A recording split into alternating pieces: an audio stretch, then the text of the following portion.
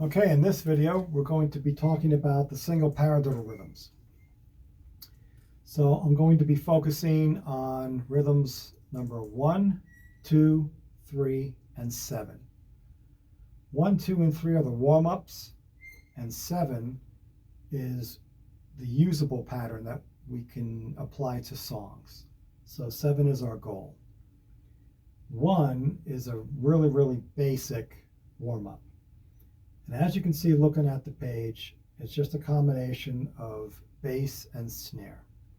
Now, it's modeled it's modeled based on your single paradiddle that you play on your snare. I covered that in basic rudiments when you were a beginner student.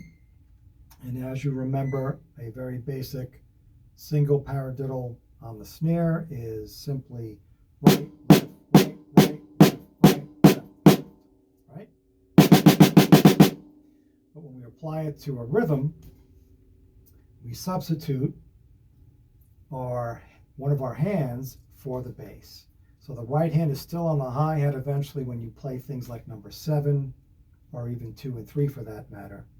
But the bass drum is substituted with the left hand.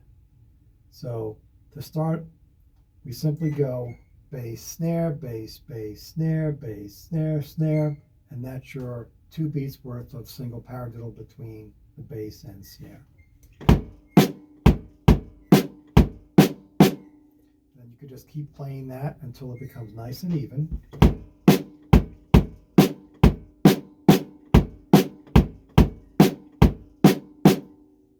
Once that's nice and even and you have a good handle on that, you can move to exercise number 2. Number 2 introduces the hi-hat on a 16th note level. So every one of the drums, which are also in 16th notes, will now get a hi-hat attached to it.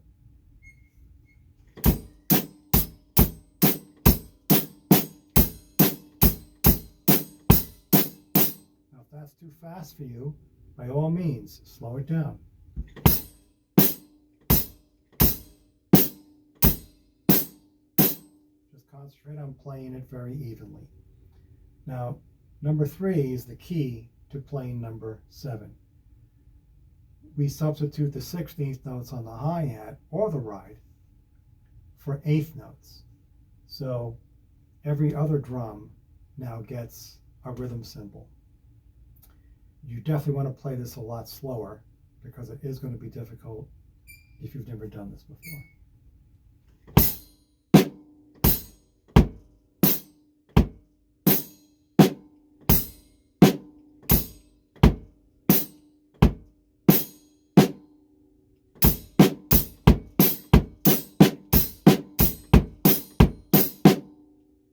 And that's number 3. I'm going to ignore the accents that you see on beats 2 and 4 in number 3 for now. Typically, as you know, accents would be applied to 2 and 4. All the other snare notes in that measure, which there are several, would be played as grace notes. Moving on to number 7.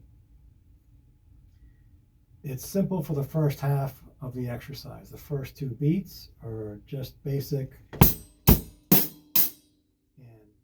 we've already covered that in beginner rhythms a long time ago, so that's simple to do. But the chunk from beats 2 through beat 4 is the 6-note section that can be a little tricky. So I typically draw a little box around that group of 6 notes, beginning with 2 and ending with beat 4, and that'll give you those 6 notes: A3E and A4. 1, 2, 3, 4, 5, 6. That's the 6-note chunk. If I were to play the 6-note chunk in number 7, it would sound like this. Remember, you're starting with the snare on 2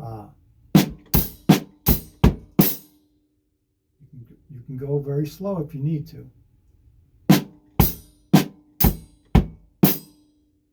Now, if you've already played exercises 2 and 3, you'll find that 6-note chunk was played in the same place in exercises 2 and 3.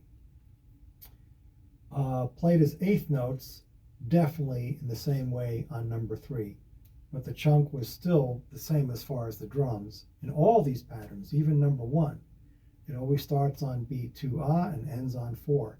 The only difference from exercise number 7 is that you've got some basic rhythm before the chunk and basic rhythm after the chunk. But this is what makes this rhythm very interesting, very colorful, and very applicable to a lot of songs that you'll be playing down the road. So let's play it from the top and see how the chunk works in as far as the middle of the measure.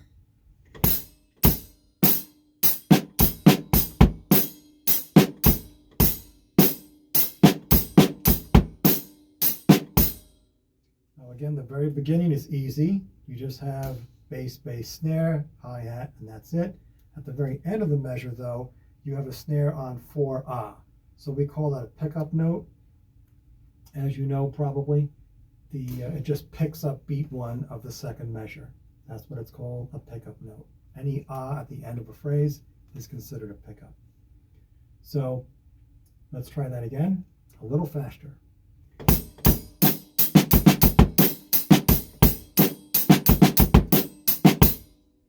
Now, if you wanted to get really dynamic with this, you can apply accents to beats 2 and 4 and keep all those other grace notes. I kind of do that anyway when I play, just because I'm trained in that way.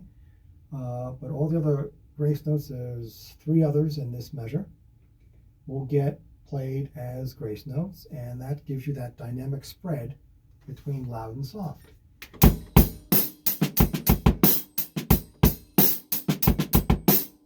Over-exaggerated the dynamics in that particular measure so that you'd really hear the accents pop and the grace notes played very softly. Now, that difficulty level increases the faster you go, so just be very careful that your focus is on evenness and not the dynamics initially. As you get faster, yes, you want to focus on the dynamics, but always concentrate, always prioritize the evenness.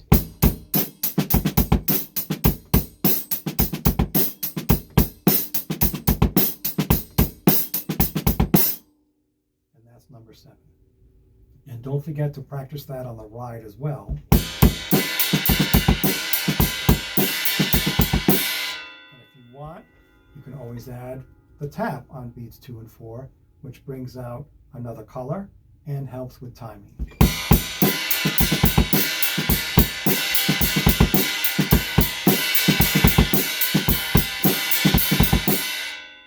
there you go.